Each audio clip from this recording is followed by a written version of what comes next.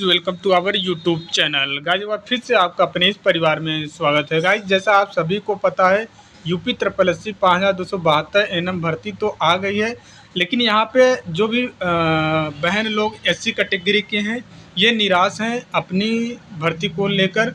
इनका कहना ये है कि सर भर्ती हमारी जितनी आनी चाहिए उतनी भर्ती नहीं आई है, जो हमें मिला है 21%। या ये सब कुछ डिटेल में हम डिस्कस करने वाले हैं कि क्या मामला क्या है, किस तरीके से मतलब क्यों इतनी भर्ती आई है, क्या रीज़न है, ये सब कुछ डिटेल में डिस्कस करेंगे। सीटों का बंटवारा कैटेगरी वाइज नहीं है, मामला क्या है सब कुछ समझेंगे हम।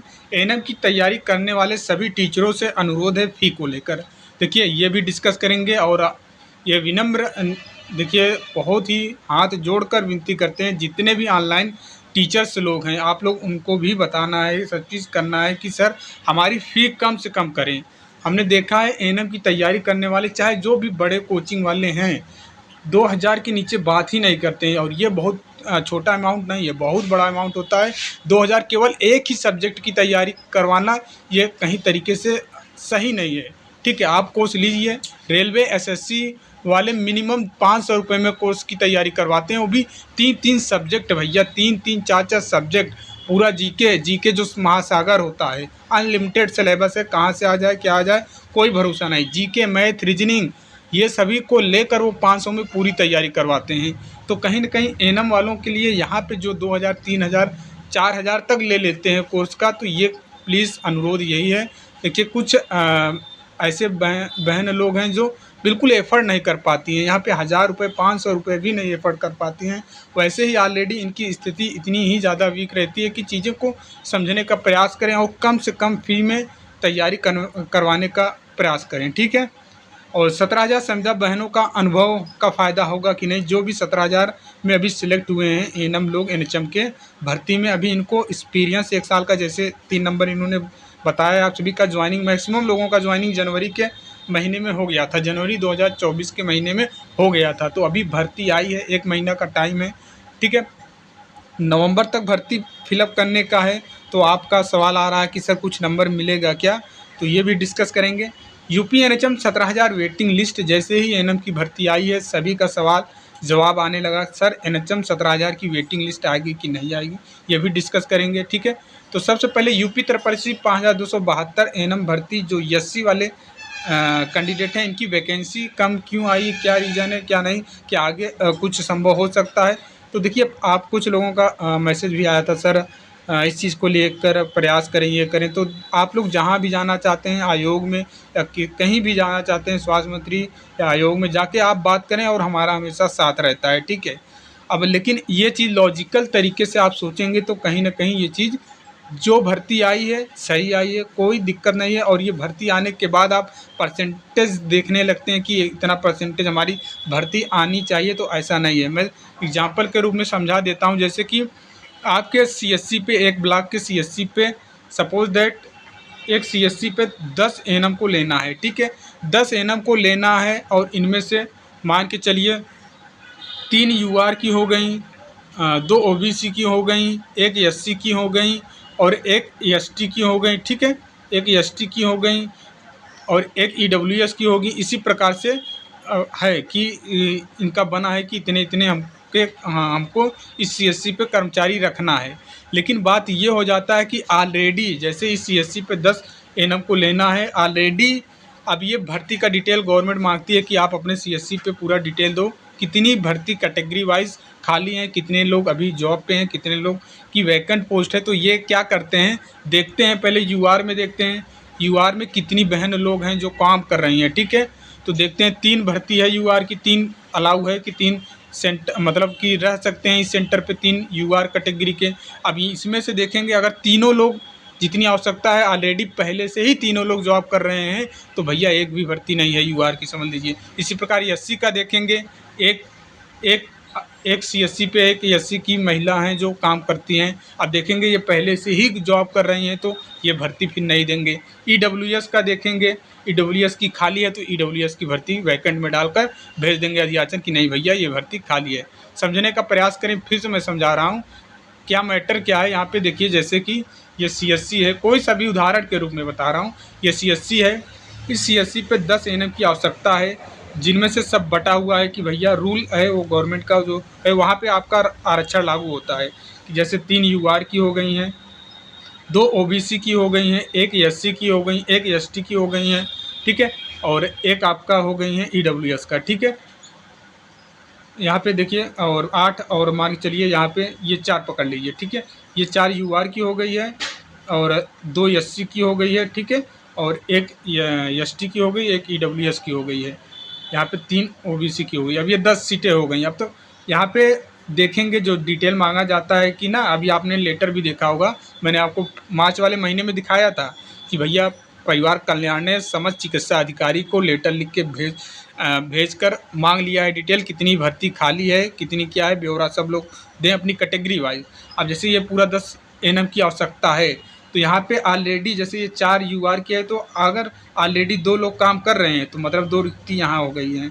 अब देखेंगे OBC में 3 NM की आवश्यकता है, ऑलरेडी 2 लोग काम कर रहे हैं, तो यहाँ से एक भर्ती निकाल लेंगे, ठीक है, एक खाली हो गई तो यहाँ से एक ले गया, ये 2 है और ये एक 3। अब SC की अगर यहाँ पे 1 NM बहन की आवश्यकता है और पहले से ये NM बहन काम कर रही हैं यहाँ पे, तो यहाँ पे SC की भर्ती नहीं देंगे फिर, ठीक है। उसी प्रकार ST का भी देखेंगे, एक ही वैकेंसी की आवश्यकता है और ऑलरेडी पहले से ही काम कर रही हैं बहन, ST कैटेगरी के हैं वो, तो यहाँ से भर्ती नहीं आएगी। तो ये देखेंगे कितनी भर्ती खाली है भैया, UR की 2 भर्ती खाली है, एक OBC की भर्ती खाली है, टोटल भर्ती 3 आ गई है। मतलब अब ये 3 भर्ती इस सेंटर पे दे देंगे कि भैया 3 वैकेंट है। अब आप ये चीज़ नहीं बोल सकते कि हमारी कैटेगरी, अब ये जो 3 भर्ती खाली है, अब आप इसमें से नहीं बोल सकते हो कि नहीं इसमें 27% OBC का देना चाहिए या फिर 21% SC का देना चाहिए। नहीं, जो भी है अधिशासन जितना आयोग को जाता है उतने ही पदों पे वो भर्ती निकाल देते हैं। क्लियर? तो वही आप लोगों के साथ हुआ है। आप टोटल भर्ती को देख रहे हैं तो सभी जितना वैकेंट था, जितना भर्ती खाला था, जितनी भर्ती खाली थी कैटेगरी वाइज, सभी को मिलाकर ये 5272 भर्ती निकाले हैं। बहुत से भर्ती आपने देखा होगा, चाहे सेंट्रल की हो चाहे गवर्नमेंट की हो, आपने देखा होगा ऐसे पदों पे, मतलब जहाँ पे आपको UR की पोस्ट ज़्यादा दिखती है, मतलब जैसे UR की 10 पोस्ट दिख गई, 15 पोस्ट दिख गई, और अपने भर्ती में जाएंगे SC में तो वहाँ एक भी पोस्ट नहीं दिखाई देता है। EWS में जाएंगे एक भी पोस्ट नहीं दिखाई देता है, ST में जाएंगे एक भी पोस्ट नहीं दिखाई देता है। तो वही रीज़न है, जितनी रिक्तियाँ खाली होती हैं और UR से देते हैं इसलिए ताकि आप, चाहे वो ST की हों चाहे SC का हो, सभी लोग आके इसमें नौकरी ले सकते हैं। आपने देखा होगा ऐसे भर्तियां आई हैं जिसमें RRB का ही पकड़ लीजिए, फार्मासिस्ट का हो और ये फील्ड वर्कर का हो या फिर स्टाफ नर्स का हो, और भी जोन ऐसे हैं जहाँ पे SC ST की बिल्कुल भर्ती ही नहीं है, UR का ही है। जैसे 10 पोस्ट है तो 10 पोस्ट पे UR का दे दिया है। क्यों? क्योंकि भैया उस पर सभी लोग लड़ाई ले सकते हैं, ST वाले SC वाले सब लोग आके अपना फाइट कर सकते हैं, जो पढ़ेगा वो नौकरी ले जाएगा। तो वही रीज़न, जहाँ पे नहीं खाली रहती है, ऑलरेडी पहले से काम कर रहे हैं, तो कहाँ से रिक्तियाँ दे पाएंगे आपको। और देखिए अब आपकी हम पिछली भर्ती के चले जाते हैं, ठीक है, चर्चा कर लेते हैं। यहाँ पे NM की जो 92-12 पदों पे रिक्तियाँ आई थी, ठीक है, टोटल भर्ती 92-12 थी। अब यहाँ से आप किसी भी भर्ती का कैलकुलेशन कर लीजिए, चाहे आप यहाँ पे UR का कर लीजिए, चाहे UR का तो छोड़िए, यहाँ पे चाहे OBC की कर लीजिए, चाहे ST की कर लीजिए, चाहे जिसका भी कर लीजिए, आपको एक्चुअल डेटा ये निकल के नहीं आएगा। आप बोलोगे कि सर 92-12 भर्ती है, ठीक है, 92-12 भर्ती है, ठीक है, और इसका हम कितना प्रतिशत निकाल लें भैया, इसका चलिए हम OBC का देख लेते हैं, 1660 है। अब OBC का आप निकालोगे यहाँ परसेंटेज 92-12 का, ठीक है, यहाँ पे OBC का आप परसेंटेज निकालोगे, चलिए 92-12 का, अब OBC का परसेंटेज आप निकालोगे, 92 से 12 भर्ती है, इसका आप 27% निकालोगे, 27% इसका निकालोगे, एक्चुअल डेटा आपको ये 1660 निकल के नहीं आएगा, बहुत ज़्यादा आएगा, लेकिन भर्ती 1660 ही आई है। क्यों? यहाँ पे भी तो होना चाहिए ना भैया, 27% देना चाहिए। तो ऐसा नहीं है, जितनी रिक्तियाँ खाली रहती हैं उतनी ही रिक्तियाँ देते हैं ये लोग। अब यहाँ पे 27% आप इस टोटल भर्ती को देख रहे हो, नहीं भैया, ऑलरेडी गवर्नमेंट उसने रूल बना रखा है कि ये सेंटर पे इतने कैटेगरी के लोग, इतने लोग काम करेंगे। अब पहले से ही जो बंदा वहाँ पे काम कर रहा है, तो वहाँ से रिक्तियाँ जब खाली होगी तभी तो निकालेंगे। अब या तो फिर इंतज़ार करें, या तो फिर भैया इंतज़ार करें कि चले कोई 80 जैसे सीटें नहीं खाली हैं, यूआर का खाली है और ओबीसी का खाली है, ठीक है, और टोटल मिलाकर 15 सीटें खाली हैं। अब वो लोग इंतज़ार करें कि कोई 80 का भी सीट खाली हो तब हम नियुक्तियाँ दें, ऐसा नहीं है। जितनी रिक्तियाँ खाली रहती हैं तुरंत वहाँ पे निकाल दी जाती है, उसमें भर्ती करा लिया जाता है।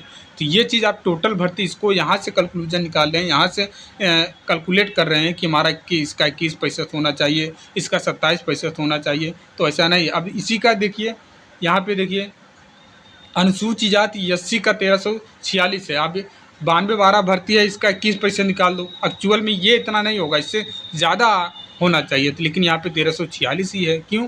क्योंकि इतना ही भर्ती खाली था, याचन इतना ही आयोग को गया था, तो उन्होंने इतना ही निकाला है।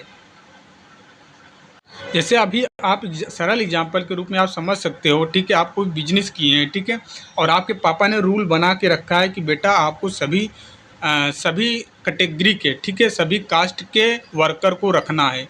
उन्होंने बोला ठीक है पापा किसको कितना रखना है, तो उन्होंने बता दिया कि बेटा देखो आप 27% जो भी रहेंगे 27% आप ओबीसी वालों को रख लेना, 21% आप एससी वालों को रख लेना, ठीक है। लेकिन आप कई दिनों से चल करा रहे हैं, ठीक है, आप 10 वर्कर रखते हैं, ठीक है, 10 वर्कर रख लेते हैं, ठीक है, 10 वर्कर रख लेते हैं, यहाँ पे बांट देते हैं 27%, 21% यहाँ पे बांट देते हैं।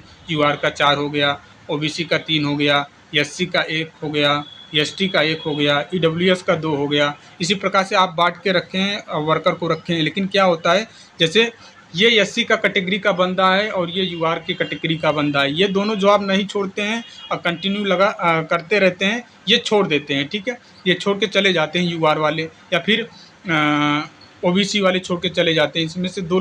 इसमें से एक लोग छोड़ के चले गए, बचे यहाँ पे 2 लोग ओबीसी का, इसमें से 2 लोग छोड़ के चले गए, अब बचे 2। अब देखिए यहाँ पे वर्कर की कमी हो गई है, यहाँ पे भैया ओबीसी का बंदा गया तो यहाँ ओबीसी का 1 ही बंदा है, और यहाँ पे यूआर का छोड़ के गया है तो यहाँ पे 2 ही बंदा है, ठीक है। तो ये क्या काम करेंगे? अब आप तो ऐसा है नहीं कि आप भरोगे नहीं वर्कर को, भरोगे ना, बिल्कुल भरोगे, क्योंकि भैया आपके काम को करवाना है, करना है, तो आप भरोगे। अब आप यहाँ से नहीं कंक्लूजन निकालोगे कि नहीं हमको पापा ने बोला है 27%, 21% भरने का, तो हम उसी के हिसाब से भरेंगे, जब ये लोग छोड़ के जाएंगे तभी हम वर्कर को भरेंगे। नहीं, जो खाली है आप भर लेंगे। जब ऑलरेडी यहाँ पे एससी का कोई छोड़ के गया ही नहीं, ऑलरेडी काम कर रहा है, तो कहाँ से आप इनकी मतलब पब्लिश करोगे कि नहीं हमारे यहाँ एससी की खाली है या फिर हमारे एसटी की खाली है। आपने पहले ही भर रखा है, आपके कंपनी में आप कोई सा भी बिजनेस करे हो, काम करवा रहे हो, पहले ही आपके पास जो आपके पापा ने रूल बना के रखा है कि इस हिसाब से वर्कर को, सभी कैटेगरी के वर्कर को रखना है अपने यहाँ, तो आपके यहाँ पहले से ही ये जॉब छोड़ के गए ही नहीं, पहले से ही काम कर रहे हैं, तो आप क्यों इनको फिर दोबारा विज्ञापन दोगे या दोबारा रिक्रूटमेंट के लिए बुलाओगे? क्यों दोबारा प्रोसेस करोगे? जब ये छोड़ के जाएंगे तभी तो करोगे ना आप। तो आप जो भी खाली रहेगा, जैसे यूआर का नहीं बंदा है तो आप बोलोगे कि यूआर का कोई बंदा हो, हमारे यहाँ 2 लोगों की ज़रूरत है, तो आके आप नौकरी कर सकते हो। या फिर ओबीसी का कोई बंदा हो, हमारे यहाँ 2 भर्ती खाली है ओबीसी के, तो आके कर लोगे। अब आपके पापा वहाँ पे सवाल नहीं करेंगे, अगर करेंगे तो आप सीधा जवाब दोगे।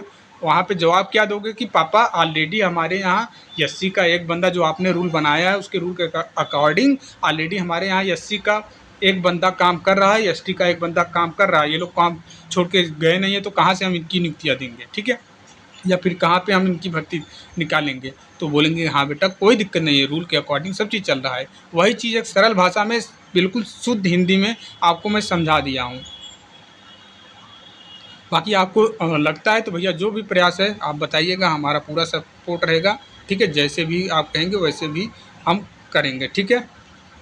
अब देखिए यहाँ पे बात करने वाले हैं 17,000 संविदा बहनों का अनुभव का फ़ायदा। तो बिल्कुल फ़ायदा आपको नहीं मिलेगा, 1 साल बाद हो जाता ड्यूटी के दौरान, तब नोटिफिकेशन जारी होता तो आपको फ़ायदा मिल सकता था। तो अभी आपको कोई सा भी फ़ायदा नहीं है। आप कोशिश करिए अच्छे से अच्छे तैयारी करने का और पढ़ने का, ठीक है। और जो भी यूपीएनएचएम 17,000 वेटिंग लिस्ट का इंतज़ार कर रहे हैं, तो भैया वेटिंग लिस्ट आएगी। और जैसे सभी को पता है 21 तारीख को अभी कोर्ट का भी डिसीजन आने वाला है। तो देखिए कोर्ट क्या फ़ैसला लेता है, बाकी की अपडेट आपको बता ही देंगे। देखिए मैं शुरू से बोल रहा हूँ, अभी बोल रहा हूँ, वेटिंग लिस्ट आएगी, बस टाइम लग रहा है भैया। एनएचएम का भी जब NHM का मूड बन जाएगा, फॉर्म निकालने लगेगा, भर्ती निकालने लगेगा, तो नोटिस पे नोटिस NHM की तरफ से आने लगेगी। नवंबर में इनका एक डेटा होता पूरी वैकेंसी का सॉर्ट आउट करना, कितनी भर्ती खाली है क्या नहीं है, तो सब कुछ ये नवंबर में प्रोसेस करते हैं। ठीक है, नवंबर से लेकर दिसंबर के महीने में। तो आप लोग उम्मीद बना के रखें इसी महीने में या तो नवंबर के महीने में आपकी वेटिंग आ सकती है। अक्टूबर के लास्ट में या नवंबर के फर्स्ट वीक में वेटिंग को लेकर कुछ अपडेट आएगा। और वेटिंग देखिए, वेटिंग क्लियर होगी तभी नई भर्ती आएगी NHM के तरफ से। ठीक है, जितने भी टीचर लोग हैं आप उन लोगों से बोलें सर फीस को कम करें। ठीक है, देखिए सबको पता है भैया, भर्ती अभी तो फीस बेच के फीस कमा के सब पढ़ा लेंगे, कोई दिक्कत नहीं है। जब पेपर आपका हो जाएगा ना, जब पेपर यही कंडक्ट हो जाएगा तो आपको भूल जाएंगे, ऐसे भूल जाएंगे कि जैसे कोई मतलब ही नहीं था, आप उनसे पढ़ाई ही नहीं किए हो। रिजल्ट जब आपका फंस जाएगा, ज्वाइनिंग फंस जाएगा, तब बिल्कुल शांत होकर बैठ जाएंगे कि हमने उन्हीं छात्रों को पढ़ा के पैसा लेके पढ़ाया था, आज उनकी एक्चुअल समस्या है तो उनकी समस्या का समाधान। अरे भैया, आप बोलते हो मेरे हित मेरे वश में नहीं है, तो ये चीज़ तो आपके वश में है। कोशिश करिए मिनिमम से मिनिमम फीस में बच्चों को पढ़ाएं। बाकी क्लास को लेकर देखिए, क्लास चालू हो जाएंगी आपकी 1-2 दिन में, और रेगुलर क्लास आप लोग करें फ्री ऑफ कॉस्ट। हम कोशिश करेंगे आपको किसी का कोर्स लेने की ज़रूरत ही ना पड़े। ठीक है, जो आप 3000 का कोर्स खरीद रहे हैं उससे अच्छा कंटेंट में आपको बेस्ट से बेस्ट हर एक चीज़ प्रोवाइड करें, टेस्ट भी प्रोवाइड करें, और आपका PDF और वीडियो लेक्चर हर एक चीज़ प्रोवाइड कर दें बिल्कुल सही कंटेंट के साथ। ये हमारा प्रयास रहेगा फ्री ऑफ कॉस्ट। आपको सभी लोगों को पता है, सूर्यकुमार मेडिकल अड्डा यूट्यूब चैनल निस्वार्थ भाव से आपकी सेवा में हमेशा तैयार रहता है। उम्मीद करते हैं आप चीज़ें को समझ गए होंगे। ठीक है, बाकी जो भी आपके डाउट रहेंगे कमेंट करके पूछ लीजिएगा। मिलते हैं नेक्स्ट वीडियो में, तब तक के लिए जय हिंद, जय भारत।